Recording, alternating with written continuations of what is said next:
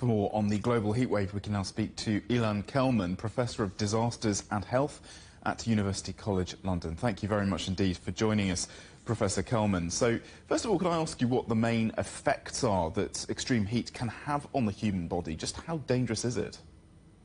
It is incredibly dangerous. The two main issues are overheating and dehydration. When either of those happens, our organs start to fail, and that obviously leads to death. Also, when we do start getting hot and experience these effects, then sometimes our cognition can be impaired. So we're not making good decisions. We're not thinking about getting out of the heat. We're not thinking about drinking water.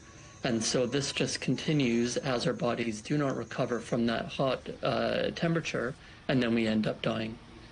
And is this getting worse, do you think? Are the risks of becoming unwell in the heat rising? Well, we can actually reduce the risks if we are able to take action.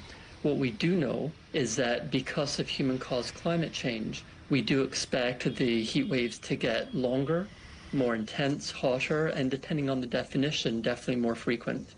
How do we reduce the risks? Well, really, it's keep cool, keep hydrated. The sad part is not everyone has that opportunity. Outdoor workers, such as agricultural workers, delivery and construction workers, people who just collect our trash and our recycling, if they don't go to work, they often don't get paid. So what choice do they have but to risk the heat and possibly die, or actually to lose income, to lose their job? And this is a real tragedy that we know the heat waves are getting worse. How are we going to help everyone who's affected, especially those who cannot stay indoors and who do not have access to a lot of clean water to drink? So there are these people who have to be outside at risk of the heat. What other populations are most at risk from this unprecedentedly hot weather? So in any hot weather, the people who are most at risk are people over the age of 75, but it's really elderly people. So if you're 60 or 65 or 70, think about it, and definitely young children and babies. As well, certain medications, particularly for mental health conditions like dementia and schizophrenia, they can actually have less effectiveness when the air temperature gets hotter and then our body temperature rises.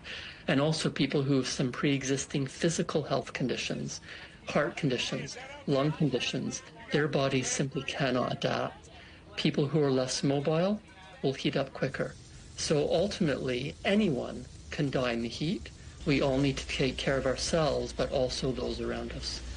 And what are the best ways to mitigate such risks, and how well equipped are southern European countries in terms of infrastructure to withstand the impact of extreme heat? Well, we would hope that people have access to air conditioning to stay cool. The problems with that is it uses energy, and then the more people who turn on the air conditioning, the more chance there is of a power outage. So yes, countries in southern Europe, many places in the US, even some places in the UK do have air conditioning.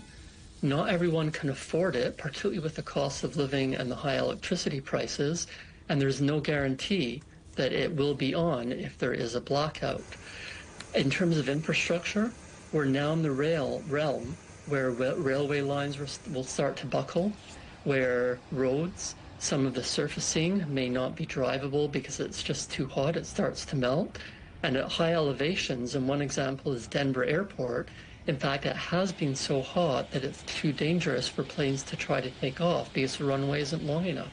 So we are seeing these huge disruptions to our energy, transportation, and communication systems. And ultimately, sadly, we know that the number of people dying is going up quite substantially. Well, thank you very much indeed for sharing your thoughts with us today. It's very interesting. That's Professor Ilan Kelman from University College London. Many thanks.